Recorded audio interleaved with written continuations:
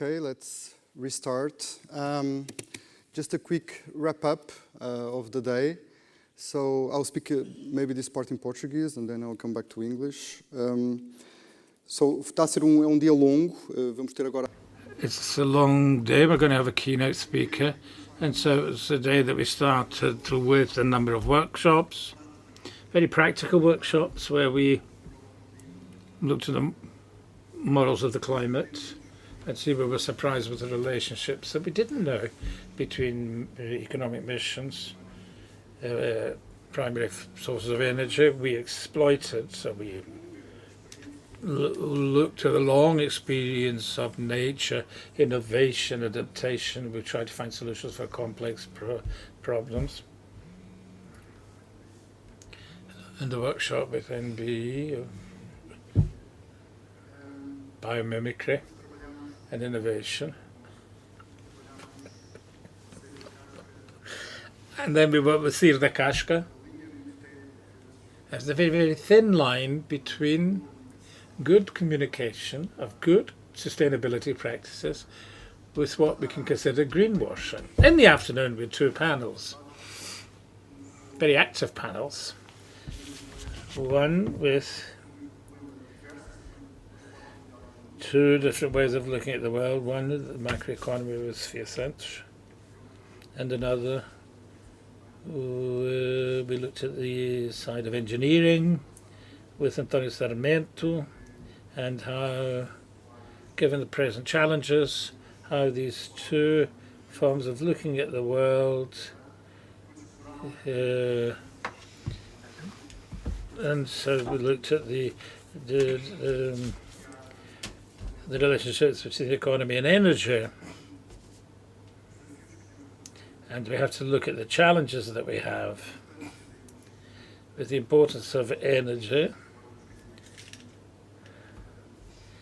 And so Sir Danielle O'Neill had a very practical proposal with lots of guidelines.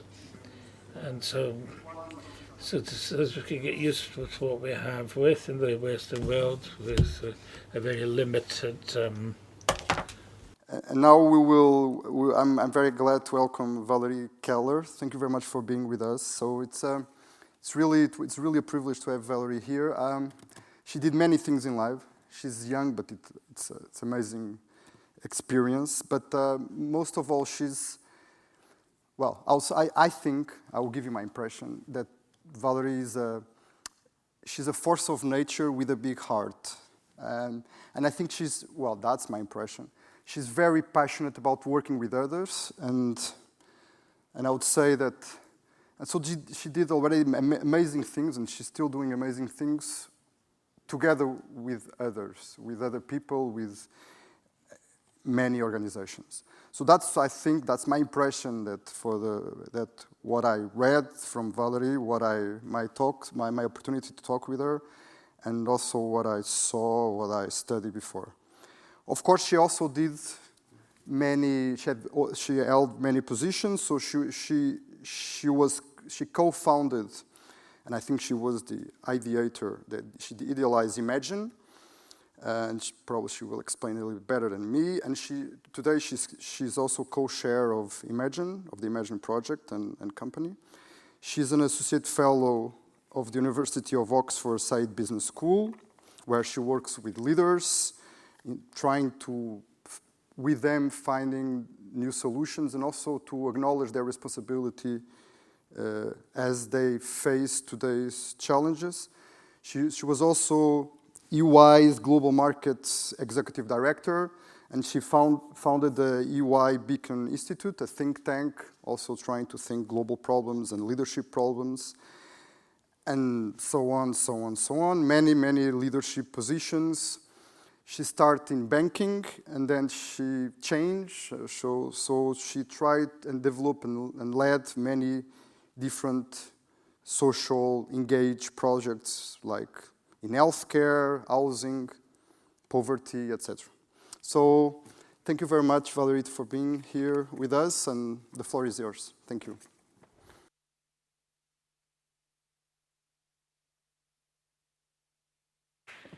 Thanks for that. Good evening. It's a pleasure to be together with you tonight. Thank you so much for giving your time and attention to come together. When I got the invitation and I saw who was holding the space and who was going to be here, and of course I love being in Portugal, who doesn't love to be here? But it was a unique opportunity to come and be with people who I felt were holding the space for what's possible for our world today and our life, and so that's why I'm here. Before I get started, and I thought maybe we could be in a little bit of a conversation together if you're up for that. I thought I would just ask a little bit of what I've been asking of not just leaders, but human beings around the world today. Do we have mics available, or you can just shout out? It's a few of us that are here. I've just got a couple of volunteers to answer the following question, and let's see if what comes up here is what's coming up in other conversations. And then I'll share a little bit of my story, if that's all right with you, and we'll talk a little bit about the insights and the ahas along the way. Okay, so here's the question. First question, and I'll ask for a couple of volunteers, one sentence. When you think about the world today, what drives you crazy? One quick sentence, yep. Hi. Poverty and not understanding why we have the facts and we have the information and we don't act. Poverty and why we don't act. Thank you. Others? Yes, sir. Thank you. Complexity. Yes. Very simple answer. Complexity, exactly. Other answers? Yeah? Extremes. Extremists, yeah?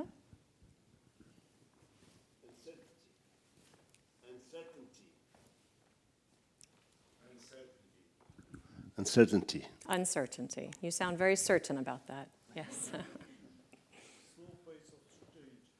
Slow pace of change, yeah? Democracy in crisis. Democracy in crisis. Okay, I'm going to switch the question. Actually, we didn't hear anything from our earlier humans in the world. When you think about the world, what drives you crazy? And then I'm going to come to you next with the other question.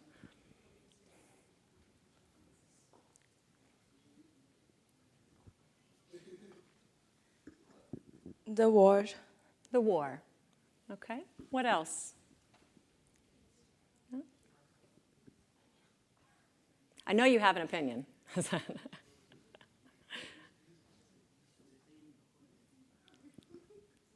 Okay, here's the next question. When you think about the world today, what makes your soul sing? What makes your soul sing? Okay. Our ability to impact others just by being. What? Compassion. Yeah. You had an answer as well?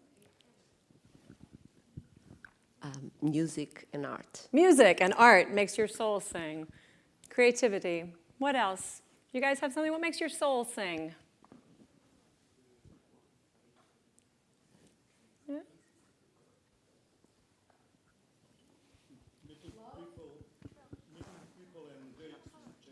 Meeting people in great exchanges. Okay, so accomplish. Your soul's singing right now for the day you've had already. One last response here. Yeah? You had an answer here? No? Did you have an answer? Be around the people I care. Being around people? I care. People around people you care. Okay. Yeah, one last answer. No, come on. The question was? When you think about the world today, what makes your soul sing? Well, the fact that there are so many things that make me sing. Yeah, there's so many things that make you sing. So the question I want to ask you to hold is that universally when we ask these questions, the human beings today are often saying similar things on that. I'd love to share with you for the next maybe 30 minutes or so a little bit of kind of my journey into holding this inquiry of what makes us crazy and what makes our soul sing, and a little bit of kind of what's humanity, a bit of my story being a little bit of the human story, and what we've been seeing today about where and how we can be able to either address what's driving us crazy or what makes our soul sing. Is that fair? Okay. So, when I was born into this world, the people who caught me, right there, were seekers. And they were asking the question of what's possible for a life. And they had a very interesting answer to that. And they moved us into the cornfields of Indiana, into a cult. You guys know what a cult is? A sect? Yeah. So I grew up in a cult in the cornfields of Indiana, which is in the middle of the US. And my parents, I'm the oldest of 7 girls, as you can see, what they were looking to do was to get away from the world. Yeah, it was the 70s at the time. I was born in 1976, so now you kind of can figure out my age on that.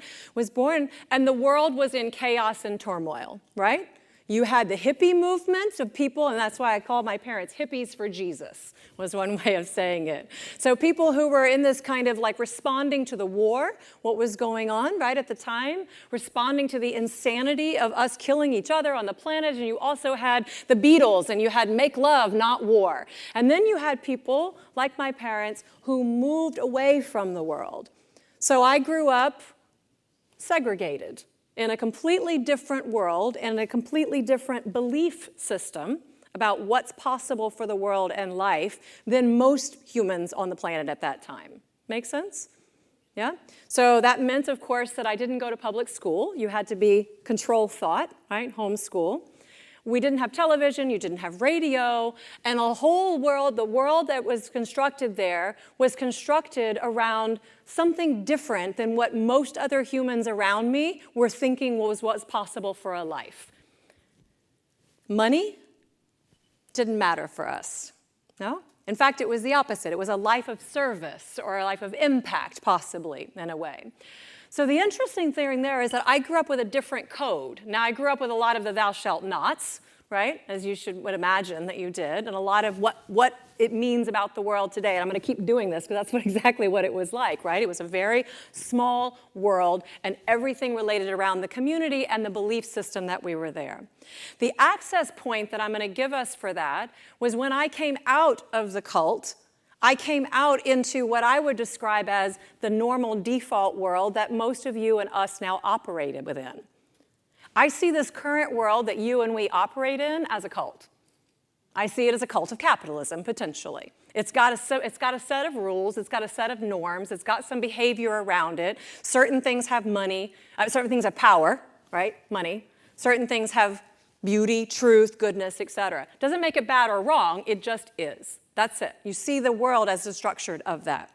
So when I was growing up in the cornfields on this, what I was experiencing in this kind of segregated small world, of course, this is me and my younger sister, and we were dressing up the cats, because that's what we did. We were playing church, because that's what you did, right? You emulated other behavior on that.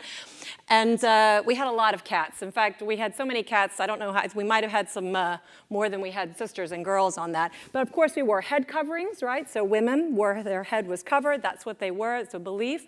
And what did we do in terms of fashion? We made our clothes, and it was long skirts as women. Yep. The interesting thing about that is while I was growing up in the cult of the cornfields and living this rather what seemed like an idyllic life, and I'll talk about what wasn't as a result of that, but what was happening around me is while I was sewing long skirts, because that's what we did, in the default world over here, what was the fashion of the day? What was happening with fashion? What's that? Trousers, yeah, trousers were happening. Mini skirts, yeah, Daisy Dukes. I love Daisy Dukes, right? I didn't know Daisy was the short skirts at the time. So fashion was very different, but what was also different was how fashion was being made, yeah? So I would go to the store, the few trips that we had, we would buy fabric, we would cut out the pattern, you could use your imagination within a limit on it, but what was also happening in fashion was that fashion around the world was moving to very globalized supply chains, and we were moving from about, I don't know, maybe 4 to 8 seasons of fashion a year to what do we have now in fashion? We have about 52 seasons in fashion. Yeah? I mean, There's something out right now, Zara, H&M, right? It's a very fast fashion market on that. So when I was born into the world, the Aral Sea was the 4th largest sea in the world. That is what the Aral Sea looks like now. The 4th largest sea in the world was being drained. Why? Does anybody know? For cotton production. Cotton production in Uzbekistan. So here you're away from the world. We think we're going to segregate ourselves off. And actually, the choices that I was making around fashion, in a way, actually had complete other people's choices were making decisions about fashion unconsciously that was actually draining our water system. Make sense? That the choices that we're making today were unconsciously causing the systemic failures. So we could get away in our own little tribe, in our own little cult, and do things that we felt were interesting, and this was what was happening. Same thing was happening with food. So we were growing our own food in a cute little organic garden. Now everybody's talking about getting back to the land, and let's get close to nature post-COVID, yeah? And in the meantime, we were dancing like fairies in the fields around us, where you had pesticides raining down on us as well. What was happening at the same time in agriculture? What was happening? We were moving to industrialized agriculture around the world. We didn't know what was happening at the time, but what was happening while we were growing up being idyllic in that world was that the cult of what I'm going to call capitalism, this notion that we need to do more and bigger and better out of our land, was actually starting to drain our soil. And now, in this kind of mega, rising up across humanity, you see, and a little foreshadowing alert, I ended up one day with Bayer, who had acquired Monsanto, who was spraying the fields that I was in at one time, with this group of leaders who were saying, we don't want to have that as what's happening. We want to be able to say, how do we have hunger for none? They were taking a stand. We want health for all and hunger for none. And I remember being in a group of people who I thought, you guys actually, not you, but the people before you might have been responsible right then for spraying the fields, thinking that that's what we needed. We were doing the best we could with what we knew at the time. Now we know better.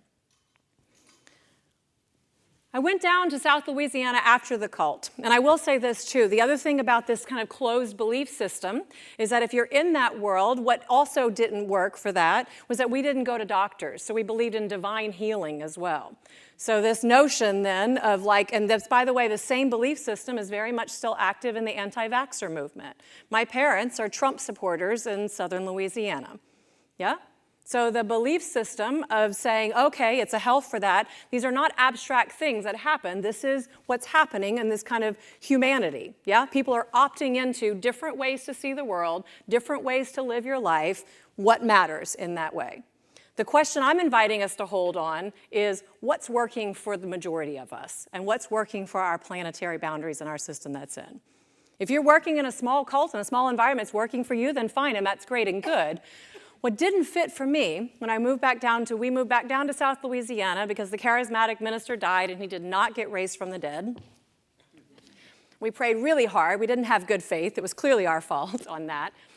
But I moved down, and as Antonio said, I started in finance and in banking. But I had this question that was different because I wasn't trained to say, okay, well, what's possible for a human life is actually that I need to trade my time and go get an education and then go get a job and then get some money and then get some stuff because I just had a different code. Yeah?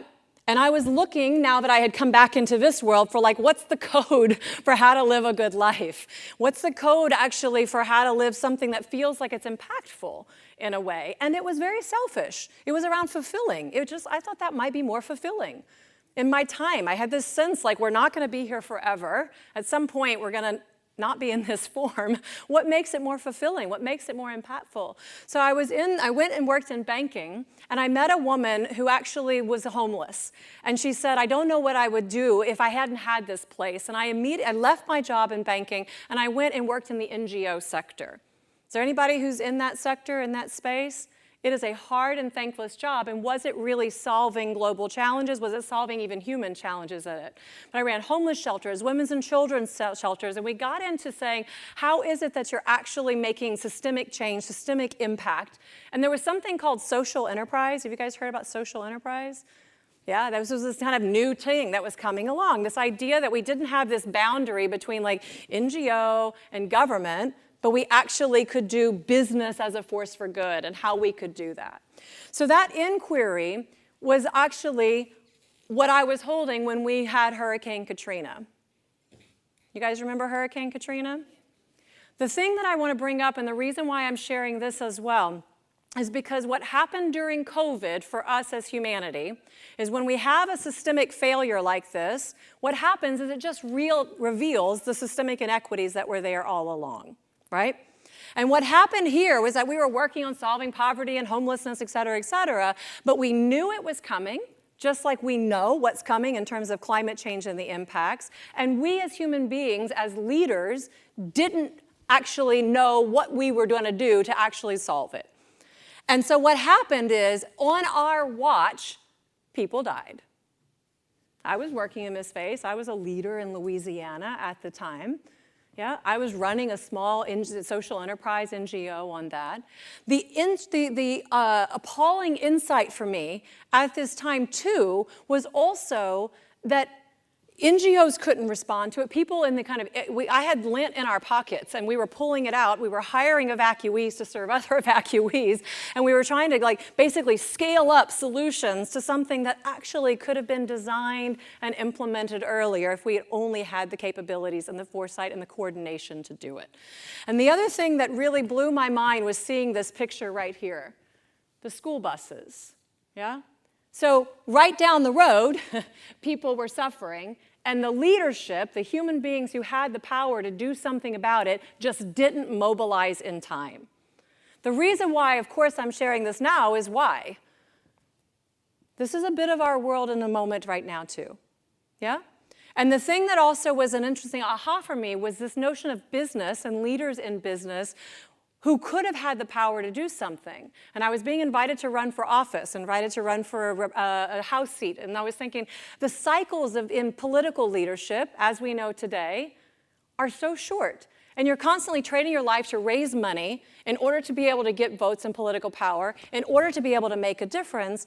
Whereas it seemed that within the business space, it was a simple rule. It was closer to the human experience of innovation. And I was a CEO, and I was on the Chamber of Commerce board by that time. And it felt to me like people who were in positions of business had some kind of power or agency to have more impact in that way. So this was a little bit of the evolution of what we are now seeing today, and this kind of notion of saying, actually, what you said earlier, is that governments can't solve the problem in time. The NGOs and the people who have been in the social sector are there, and there's something about the animus, the impetus, the creativity of business and innovation, yeah, and I see you nodding on that a lot of people who have been in that inquiry of like, how do we help make the world a better place in some way, have found our way into business as a force for good in that way. But what was also interesting was that human beings are the businesses. Organizations are made up of organisms. And what I did then was to say, okay, it seems to me, and I remember, like, I just want to tell you one quick story on this. It seems to me that I've got all these big business CEOs who are calling me up and saying, how can we help? We hear what's going on. How can we mobilize? And they were wanting to send, like, we did a drive for teddy bears. Okay, that's insane. I got people who need housing, we need shelter, we need logistics. You as a business have logistics capability, you have power, you have ability to mobilize things, you have marketing power. Use that, please. Use that for the world and what we need for this. And that led me to in this inquiry. So I went to Oxford University and I did a business degree. I was looking for kind of what is the code for this world? Like, how can you speak this interesting language of business, right? Let's go get an MBA, right? And the MBA that was there, and Antonio and I were talking about this a bit earlier, there was actually a very simple code that I felt was operating. So rather than a complex one of like, how do I take care of multi-stakeholders, which was in the way, the main code at the time, which was of course, being perpetuated by Milton Friedman, who was actually 2 hours down the road from where I was in the cult, So I grew up under the 10 Commandments, the thou shalt nots. You guys are laughing, you know the answer to this one already. Very simple code, right? When my co-founder, and I'll tell you about that in a minute, my co-founder took the job of the head of the International Chamber of Commerce. The guy who he took the role from stood up in front of the International Chambers of Commerce and said, when God created the 10 Commandments, he left off the most important commandment. Thou shalt make money. Simple, right? It's easy. And that's what I found.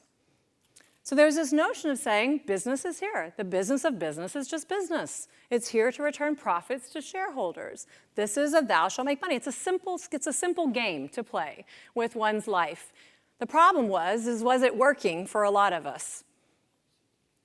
So we ran around what I would call peddling purpose for a while. There was the social entrepreneurs that were coming together in the business school, and I was going to call it the suits and the sandals. You know, those who were the hippies wearing the sandals and those who were wearing the suits and who had power. And what was an interesting thing is that in my lifetime, I have seen a huge snap between those where we were having conversations and what was something that was on the margins. That's not how we do things around here. That's not the norm in this world over here. The business of business is just business. Social entrepreneurship, business that has social and environmental responsibility, et cetera, has popped. So I joined Ernst & Young, global audit and advisory firm. We were creating a community of business leaders about this, started going to the World Economic Forum. What changed? What changed in the 10 years that I was peddling purpose and the idea that we as human beings could come together and use our powers and our time for good in a way, so that when I rocked up in Davos 2 years ago, these were the signs of the times. Does everybody, you know what Davos is? It's this World Economic Forum, the kind of place for public-private partnership where business is going to come together with political leaders and leaders of civil society. And I had been in that world for about 10 years or so. Coming in there, why? Because I was kind of like, okay, who has power in this world and how can we use that so that it actually is helping more of us and how we make decisions about how we spend time and money. What was so fascinating about this is that it popped. I never thought in my lifetime that we would actually be able to rethink this whole thing that is business and how we do things around here, how we make stuff around here. Why is that? We can talk about whether or not we believe it's going to address what we have in time, right? But why did this pop? Why did this change? Any guesses?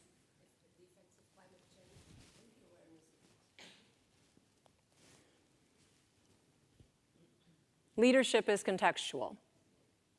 Yeah? The kind of leadership that's called for, the content is created by the context. The context has rapidly shifted for us as humanity. We've now seen things together that we can't unsee. We now have a new shared reality. You can argue about how many of us are in that shared reality. We can have a conversation about what are we doing about it. But generally around the world, there has been some kind of an understanding that the way that we've been doing things around here isn't a sustainable way for us. I'm not here to give a depressing talk and a conversation. I believe in the possibility of human beings and our potential, which has been my inquiry and which is why I'm here. And this is why I asked the question of when you think about the world, what drives you crazy versus what makes your soul sing? Because what made my soul sing was actually the human beings who were having conversations about what we could do about it. And the care that at an individual human level, people were having. So this was the same Davos. This is the same kind of human beings in a time and space on this as well, who were talking about our connection to nature. These divides that we had had before as humans and nature somehow seemed to be different. We were talking about what we could do about it. This is, of course, Senator John Kerry, who's up there. This photo is something that made my soul sing and also drove me crazy. Yeah? John Kerry was up talking about how we've got he called it a war of the World War III. So he was trying to wake us up to say climate change is the equivalent of a world war. We as humanity are against the climate. Well, actually, the climate and the Earth will still be here. We just may not be in this current form of reality. That's what's happening on our current space. But what was driving me crazy was what? What about this picture with John Kerry talking might have been driving me crazy? What's that? Yeah, head in the meal, not paying attention. But what else could we do, right? John Kerry's talking about the war of the world. Like, what are we going to do? Like, you know, it's kind of how some people are thinking right now, like, oh, God, Valerie, stop talking about this. I want to go to dinner and have a drink. It's normal, right? It's a normal thing. What drove me crazy, though, was that the right humans weren't right in the people who could be in that conversation together. What drove Eric crazy, so Eric is the CEO of a big global agri-food company, and what drove Eric crazy was the last day, the last meeting that we had, my co-founder and I had, Eric shows up and he's like, we have the technology. We can actually, in China, see how you're growing strawberries in a regenerative way and the farmers that are making this, and they can have livelihoods, and we can trace that all the way back to the stores, and then we could actually decrease the need for our products and services, because he's in the herbicides, pesticides, fungicides, right business. Eric was showing, going, human beings have the technology. We can actually do this. What we need to do is to be able to come together. That was a leadership moment. And this question about kind of, you know, what's the leadership that's required for us now it was human leadership. It was a human being who wasn't actually, he's a publicly traded company CEO who's trying to pull together 5 companies at the time. He could certainly not have cared, optimized for his own short-term financials, but he was showing up as a father. And I've met his daughter. And he showed up in a similar way with some of the other leaders who were there. And I asked one of the leaders of one of the insurance companies at the time who had decided, and I know one of our hosts as well as all this is in finance as well, and when he said that they were going to stop insuring coal-fired plants because he was a human being who was in a position of power, and how was he going to change the game, do his bit for the world, and his daughter asked him a simple question. She said, Dad, are you proud of everything you do? And he couldn't answer that question. And the interesting thing is that I've been hearing this question come up over and over again, mostly from people who are in business, large senior business positions, who, by the way, are many men, who are saying that what's waking them up is the conversations they're having with their children. It's a simple one at that level as a human being. The other thing that I want to bring up is Agnes. Does anybody know Agnes Kalibata? As we're talking about transformational leadership and what's possible. So Agnes is in Africa. She represents the farmers' associations in Africa, most of which are women, smallholder farmers, all the way to the institutionalized. The UN Secretary General had asked Agnes if she would lead the UN Food Systems Summit. Big job. The world was coming together for the first time, really, to then say, how do we think about our food? It's one of the biggest emissions that we have on the planet. We're not feeding enough people. We're not doing nutritious calories. We've got people who are obese, people who are starving. We know how to actually produce. We've just got so many of us, and we're not meeting the needs. How do we figure this out? The reason why I'm sharing this is because in terms of transformational leadership, Agnes did her best to hold the space. You had a woman who said, I'm going to help try and bring everybody together. What I saw that was so frustrating for Agnes when I was in Nairobi with her and her 2 twins, they were running off and getting ice cream, and she's coming together, she's sitting there with me, and she was just holding space from the UN Food Systems Summit. And what had happened, I think, is symptomatic for what's happening around the world, but also on another frame, what gives me hope. So Agnes was vilified because she was trying to work with the farmers and big business. And now all of a sudden you had people out in the streets and protesting, and you had human beings who were in business positions who were then at odds on that. And I think it was super symptomatic of the challenge that we have for us as human beings and the opportunity we have for those of us as leaders to say, how do we hold the space and be able to bring people together in a way that we can listen to each other, that we stop the othering that's on the other sides of that. And that embodies the ability to say, hey, we're humans who care. How do we find each other in a way of humans who care at this moment in time? And so when I had, and I'll share this in a minute, when I had the food CEOs coming together on that way, and I was saying to Agnes, I'm sorry that I've only got big business leaders working together in a way. And she said, Valerie, that's who has the power right now. In this current world, they have the power to do something. What's needed from us as leaders is the ability to bring people together who have the power for collective action. And that was the invitation that I saw but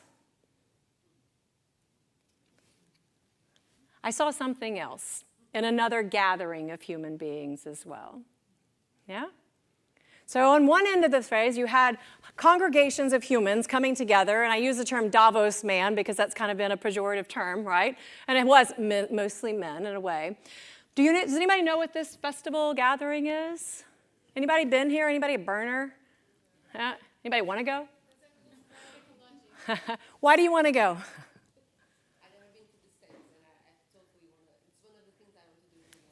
You want to do it? It's just because it's in the U.S.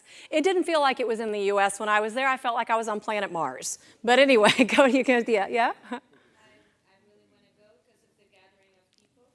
It's a community. Nobody cares who you are. People just want to come together, and people just want to have empathy and have long conversations. And this is what sings my soul. This is what puts me on fire. Is this type of gathering? Because people judge from the outside. But once you have the experience, Yeah. come out of it with a whole new perspective of the world. It's the ability to shift perspective. You have a whole new perspective on the world. A bit of what I had when I came into your world, now my world as well, right? You had a whole new perspective on the world. So I went from the cornfields and one kind of default world and one norm and one belief system that dictated everything, my food, my fashion, my way of being, what's possible for a life, yeah? Went into this whole other world, the Davos man world, Oxford, et cetera, and that was a world of also power. It had a little bit less world of possibility. Yeah? I went to Burning Man for a very similar reason. The people that I had met who came out tended to be living life a bit more free. There was a bit more creativity. There was a bit more play. They might have been in business and like McKinsey, whatevers, and also dancing at the Olympics wearing spandex. Okay, that's interesting. But I went actually because I looked up the principles for this congregation. And I thought it was super interesting. So you have the 10 principles of thou shalt nots. We had the one commandment of thou shalt make money. And then I could see that you had a community that would come together, pretty organized by design. So if we're taking the frame that everything in our world is a construct of our imagination. The world today is designed probably not by the humans who are here. It's somebody else who's not here in today's current reality who decided that I should wear leather trousers. I like them, but they're not here now, right? That all of the world that we have around us is constructive of design. The design was done in kind of a swarming way, right? It's humans coming together to create something that is optimized for health and safety, et cetera. I was interested in the principles around it, and as you said, to have conversations. So the same conversations we were having at Davos, we were having here in Burning Man. Those are the Sustainable Development Goals flags, and again, these worlds were starting to converge. The UN Secretary General, a friend of mine, had mobilized the office to get the flags over so that we could fly the UN peace flag and a Sustainable Development Goals flag on the playa. The playa is this kind of, you could call it Earth as well. Earth is a playa. It's the home that we're in. These worlds converging in that way. Yes? Yeah, I'm just thinking, you want to put at goals, but then you are doing a festival where there's, you need, I don't know from where they pump the water or from, all the petrol that they... Yeah. Let's call bullshit on it for a second. Why not? Is it sustainable? Do you have water that you're bringing in? Do you have petrol that you're bringing in? Is it really only people with money who can then come and privilege? All these are the questions to have as well. I'm not holding this up and saying this is utopia. We should all immediately go out and do it. What's that? They really don't care. They're just there for the fun, for the drugs and for the clothes. Yeah, so great. They really don't care. They're there for the drugs and the fun. That's one view of it. It's a fashion show. For some people, it's a fashion show. There's a term for that. It's called a sparkle pony. Yeah? Is that what they, all 80,000, are there for? No. So some of them are there for that. Some people are there for that. So I would argue we have sparkle ponies here tonight, right, as well. So there's this notion that says, what I thought was interesting about it was just that there's another possibility. There's another possibility for how we design, how we live, how we create, and just holding that. And what I've also seen, and what my point to you as an invitation here as well, is that I've seen more and more people who are in this kind of question around what's possible for humanity and what's possible for our systems and how we organize. The interesting thing that I wanted to also take away as well is the rules, the commandments were take care of yourself and take care of others. And there was one that I think might be interesting if we had that as a potential dominant logic here today. It was called, we don't moop around here. So I'm very interested in what are norms around something, because norms are not normal, they're made up by somebody. So we don't moop means we don't leave matter out of place. Well, that gets to the conversations we were having earlier today about circularity. Yeah? We don't leave things in a different way. What I wanted to say that I thought was super interesting was I went not doing drugs and not in that kind of sparkle pony way. I was there in a very anthropological way. I was like, how did this happen? And what do I see here? And I saw something there that you were also in this space, and I've also had conversations. I saw incredible innovation. Human innovation. There was amazing art that was being created. And that was so fascinating. Money had no currency on the playa as well. Now, you could argue you needed to get there, et cetera. But there was so much creativity that was flourishing when you had the possibility for innovation and what happens with that in a life. So I wanted to say then from a leadership perspective, we came off of the playa in that watching these worlds converge, watching the kind of conference, if you will, of how human beings come together to talk about the world's challenges and what we can do about it and how we can have a good, fulfilling life and what can we do about this money thing and who designed this and how do we fix it. These are the same conversations that I was having at the World Economic Forum that are similar conversations to what you're having today that were also happening in this way. Because humans are kind of thinking, oh, wait, this kind of isn't working for us. There's got to be a better way. Can I just add, we're all humans. That's it. We're all humans. We all have the same concerns. And it doesn't matter if it's a festival. It doesn't matter if it's a leadership conference. We are all humans in the basic form. It's just natural as it is. It's natural. We're humans. That's as I said, organizations are made up of organisms. Who are the organisms? It's humans. The humans together either have a shared logic about how we do things around here and what's possible around here, which is what I saw when I grew up in the cult. Yep.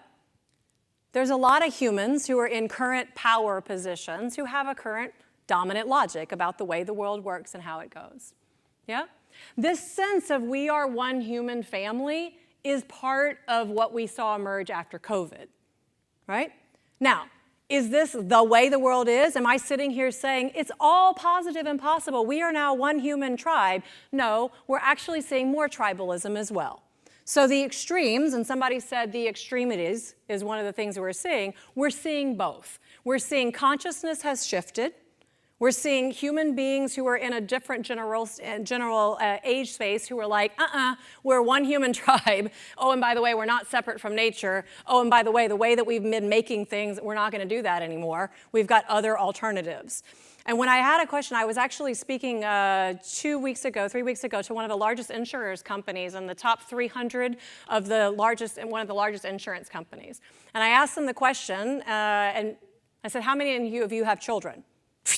Almost all of them raised their hands. It's that stage of life. When you're in positions of leadership and management, you generally have procreated at some point, right? So they've said, okay. I said, what are they saying? And I couldn't shut them up. It went on. They were passing the mic, passing the mic, passing the mic, saying things like, my kids are saying, I don't eat meat. Why are you buying all this clothes? Why are you working for this job all the time? Is this fulfilling for your life? They were like, and they were saying the words that I never thought, consciousness has shifted. This is one of the top insurance companies, the top 300 leaders. This is like mostly, you can picture what that audience looks like. There was a shared reality. I'm not saying whether it was better or worse. It was a shared reality that had started to change. What happened here was coming off of the playa, I was in a conversation similar to the ones that you've been in here, which was, okay, we've got the Sustainable Development Goals as humanity. We've said kind of what's goals for humanity and what we can do for businesses. What is it that's possible if we could reimagine the world today? And we invited the artists of the world to help to give us what's the possibility for human beings. And Faith Ringgold created this. Anyone can fly, all you got to do is try. Faith Ringgold has one of the most dystopian pieces that people have compared to Picasso's Guernica, War. Yeah? This woman holds the possible for humanity. We can fly. And she's seen the worst of it. What happened with the othering, blacks and whites killing each other in the US, she's lived through, that's her piece. What we were doing there was what you also see as a form of leadership, and this gets to a how for you and us today. We held space, holding the space, and made it everybody's event. Anybody who was in the Better Business, Better World tribe, we used that language. We put everybody's logo on it. It wasn't one, it was us. This move from the me to the we, this move to leaders holding space for the collective energy to emerge is one of the things that we're seeing that gives us hope and that potentially is what we see as helping solve the challenges. Yoko Ono, you've heard of Yoko Ono? She and John gave us a work of art, the song Imagine. Imagine all the people sharing all the world. Yoko Ono gave us a piece of art that night. She gave us a business card for us to give to the business community with these two words on it. I laughed when I got that. What is that? I think it was her invitation for leadership, to be transformational leadership, that we can hold space for what's possible. And we did. And the interesting thing about that night is imagine the venture that Antonio was mentioning that I founded and co-founded with the former CEO of Unilever and other leaders as well, that Imagine was sung into existence just because Yoko Ono gave us a piece of art with the word space transformer. And I said, remember that song that John and Yoko gave us? And when I started to read the words to the song, the interesting thing about that was that everyone started to sing in the Museum of Modern Art during the UN General Assembly. And everybody there who was at different generations over time knew the words to this song. Imagine all the people sharing all the world. And here's the interesting part for us. You may say I'm a dreamer, but that's the point. We all know the words to the song. This is what is our shared humanity as well, is that we're not the only one. We are dreamers. And we're dreamers who we would say are awake. And this notion of saying, I'm not the only one. People see what I see. We have a shared reality, and we are we, is becoming a universal experience. How many of us share that experience? What do we do with it? I don't know. But that was Imagine. The interesting thing there was he said, okay, I'm not the only one. We said, let's pull together leaders who can then embody the change that's needed. You can do this in your own reality. Who has respect? Who has power? Who's been there, done that? Let's come together and help inspire other leaders. What does this sentence mean? The future is already here, it's just not evenly distributed. Have you heard this phrase before? Yeah? What does it mean?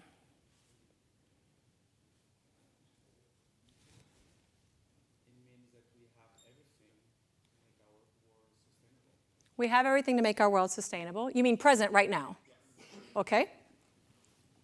Yeah, it's just not spread.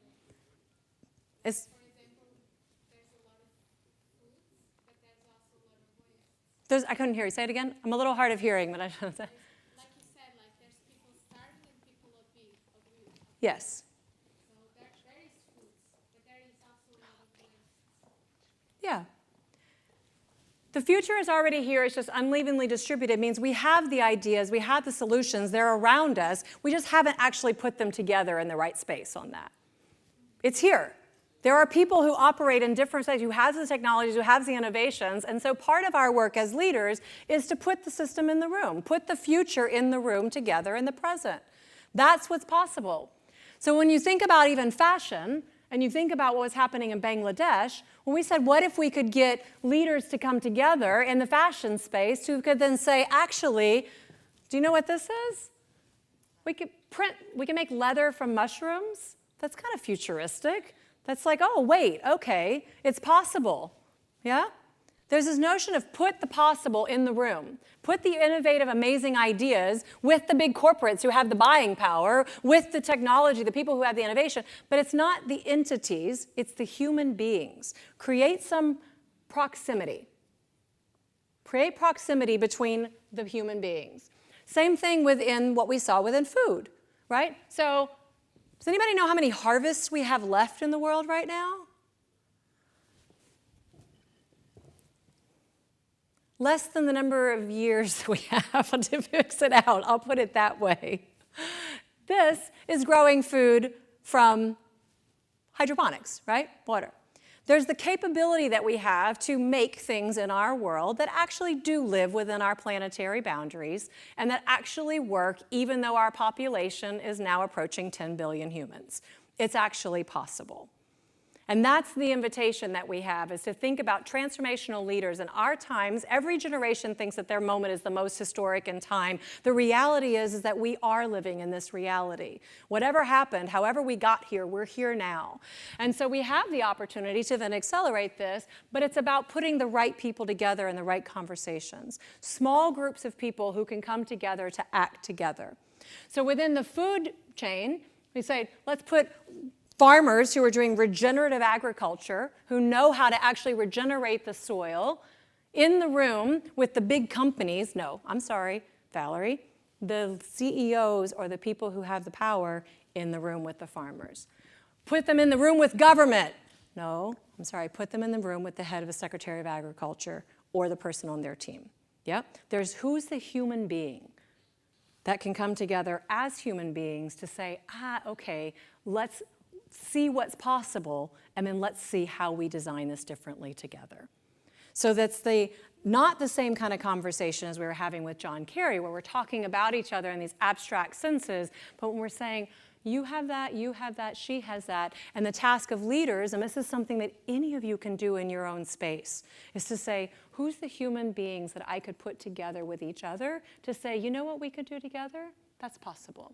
And that's what's happening. This is how we're starting to see things shift. Small groups of people coming together as human beings who then say, we want to help to move things. I want to also mention this as well. Our high school students needed to go. They needed to recharge and get home. The power of the people in the streets. If what you have is the power of voice, take that. These people have the power of being able to decide how money is spent. So they're using that. The invitation for all of us is to use our time, which is our life, in a position of power to then put the potential pressure on that. Or to come together, and this is not an abstract group, these are competitors sitting around the table. The same thing is happening with a group of leaders that we just had together in Oxford. And there's a moment that says we're learning how to listen to each other, we're learning how to be systems thinkers, we're learning how to partner together as tribe and as community. And that's what's happening in terms of leadership today that gives me hope and that makes my soul sing, is that people are coming together to debate, are we the architects of our own demise, or do we have the possibility to pull this out and pull this together as humanity and as human beings? And that this is a group of people who have enough shared common cause that they can actually get to know each other as people and back each other. And that's something that any of us can do in our space as well. The last thing I'll say that gives me hope on this is while I was on the call with my team earlier today, we had a call for the G20 in Bali. This is the world mobilizing governments, leaders, people to come together. So this notion that says, okay, business is now blending this kind of interconnectivity with social enterprise and NGOs and governments and human beings coming together. We've seen humans and this kind of notion of separateness from nature and that boundary being blurred. The interesting thing is this, while you and we were in the workshop conversations earlier, 150,000 people in Bali were getting together on a Zoom call to pray across ecumenical lines. So they had people up on stage, this is representing all these different religions, who were, and then you had 150,000 people. When they said that, I said, wait, what? You have to repeat that number to me on a Zoom call? So this notion of kind of collective consciousness, I thought, oh my God, that is so embodied of what we are wanting to bear witness to. You can argue about whether or not that's going to make a difference. You can say, is that going to really make my soul sing? I don't know, Valerie. Is that going to change the world? I don't know. I think it's fascinating. It gave me hope that people were coming together even across the normal divides that we would have of religion and saying, I'm just going to put my consciousness in a space that says, I pray for peace. I pray for a world that works for everybody. I pray that the human beings who are coming together can potentially do something about it. And that sense of possibility, that sense of hope for our world is the thing that gives me hope. Because if we buy into a dystopian future and we say, oh, well, it's all screwed up, we can't do anything about it, let's go, then what? Then what? So that's the invitation for us today, is I think that Margaret Mead, the anthropologist, is the closest thing that I've figured out from a leadership position, transformational leadership, to say, what is transformational leadership today? What's possible for us as human beings? Is to think about who's the thoughtful, committed citizen within your spheres of influence that could come together. This is the only thing that I know in my own human reality that I've seen be able to help to change things, is to get enough people together who have a shared reality and a shared belief system, who lift each other up, who give each other courage. We use the term courageous collectives because as human beings, we're socially constructed creatures. We get courage in the collective. So as leaders today, you can pull together your own collectives. What's your tribe? What's your small group on that? Because that's the invitation for us, is what's possible for our own human lives. Yeah? Make sense? Thanks for being this. This is why I'm here with you today. Thanks.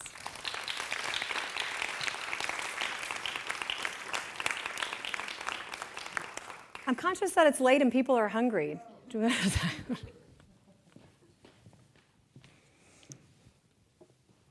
still want to have a conversation? We've got enough to think about? I have good news and bad news. Dinner is served. Do you want the good news first? So your presentation was a blast, was really good. Thank you very much. Those are the news that you already knew, so thank you for that. No, my pleasure. If it's been exciting and meaningful and gives you hope and inspiration, that's the intention. So, the bad news is that we have 5 minutes left.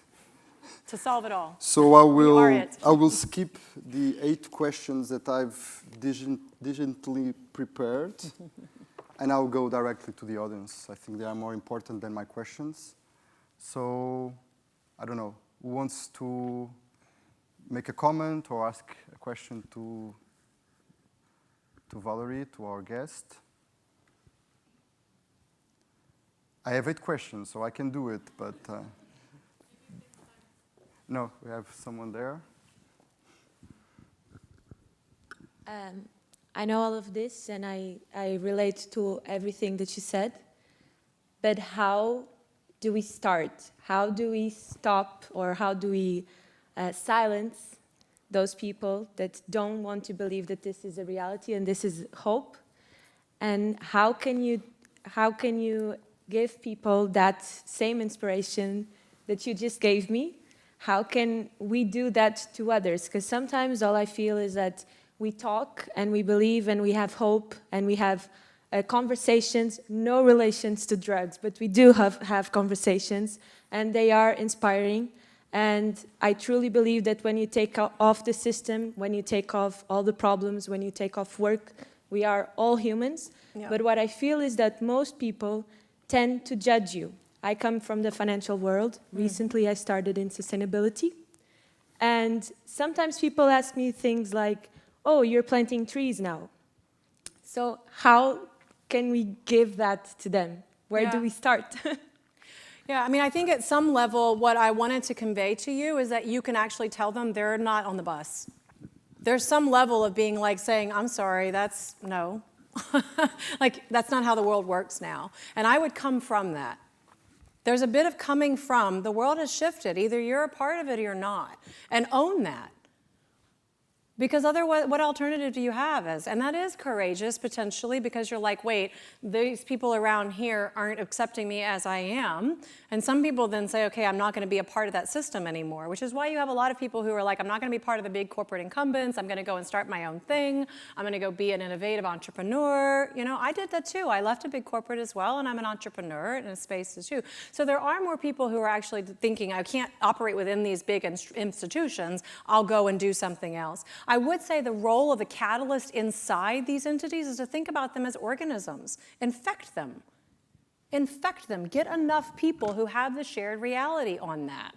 And own that. Own that you have a power in you to be able to help to shift mindsets in that way and say, this is just different. The business case is very clear. Not easy, but accurate. And effective, by the way, if it's done in the right way. But get enough like-minded people with you and put them together. Any more questions? Well, I have one question. Sure. I will ask one. Actually, two. So we talked before, and everything you share with us. So it's you always talk about social norms, implicit, explicit, like social contract. We talked about it as well. Right. Two questions. One is, when you look at the world, do you see one social contract, or do you see competing social contracts, both within macro regions, but also, you know, when you look at Europe, US, China? Yeah.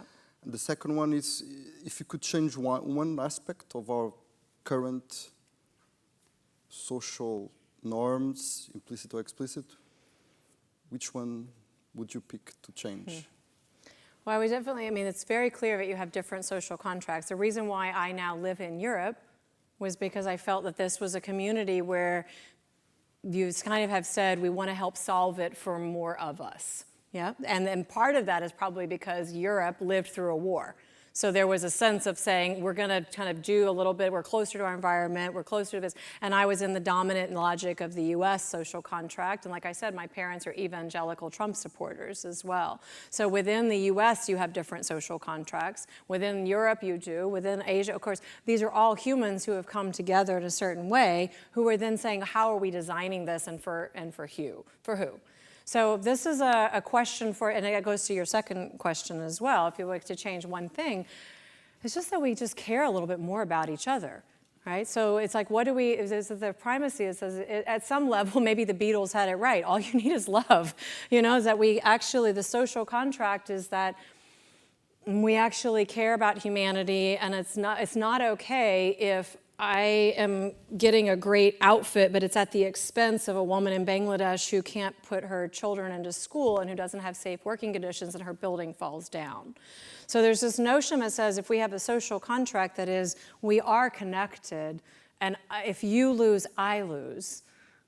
It doesn't fit for me as a human being. That kind of experience of humanity is, I think, the thing that starts to shift it. Now, what also gives me hope is that we actually, as humanity, do socially construct. The reason why there's so many of us is because we actually are pretty good at getting together and taking care of ourselves, too. So in a way, the thing that has created the bit of the problem is our species is now so large in terms of the way we take from our environment is also the thing that I feel that our ability to empathize, our ability to be like, oh, you too, me too, Antonio, like we're a team, right? We got this. That's a very human thing, because to your point. So can we go back to the animal essence of our nature as well and stop trying to change the humanity? We are all the things. When we get into scarcity, we get into really spiky ways. Anybody here been Rwanda? Go to the Genocide Museum. See what happens when people felt, when the perception was they are coming from me. The perception. There was a Hermes scarf hanging there by a woman who's not in this current reality because somebody that she probably knew came after her and she's not here anymore. I own that same scarf that somebody gave me in a circular fashion thing. Blew my mind. This she could have been me. And that was just what happens when human beings get into the perception of scarcity, fear. This is my concern right now. We get scarcity about water. We have scarcity about our climate and air. We have scarcity about access to health care. If we get too much into that, knowing what we know about the brain, we get into our not prefrontal cortex where we can create all the possibilities and we too can fly. So it's super important for us as human beings in that way to stay in that space of it's possible and there's enough. There's enough.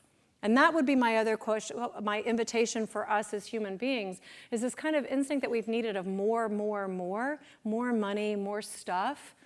It's a normal human thing, the more, the better. It might actually be an invitation for us as our consciousness to get into enoughness. That starts to help us to move into our planetary boundaries. And by the way, is it enough if it's not just the stuff, but there's a way of being, that it's playful, it's fun, it's fulfilling. There's enough of that too. I don't have any answers, I just have invitations.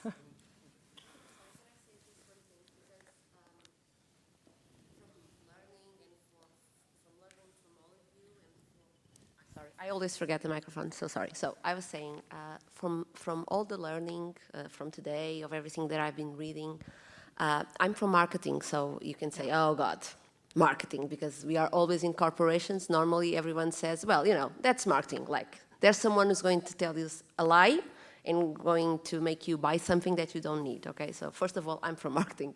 Second of all, what I find more challenging, and I think this is something that we really need to learn as human beings, is to work in paradox, meaning we have to work with people that don't have our value systems, that don't believe in things that we believe in, and this is so difficult. This is so difficult, and so just sharing that is really hard, because as human beings, as persons, we are not, no one teaches us how to listen, no one teaches us how to try to agree with someone that we don't agree with, and we are always forced to be in our cultural schemes, in our own little minds, and it's really very hard, and I really think that we have to learn to do that. So even today, we had people saying, oh, let's go to Burning Man and do this, and people saying, oh, it's just drugs. And this is how we say yes to everyone, you know? Yes, okay, so it's good you think it's drugs, it's good you think it's a community. And so I don't know what else to say, but I really think this is really important just for us to don't lose hope, is that we have to work with people that don't believe in what we believe. Yeah. And that's it. Because otherwise, we will just, you know, feel frustrated and angry and, you know, and that's it. Sorry. So, and also the ability to listen.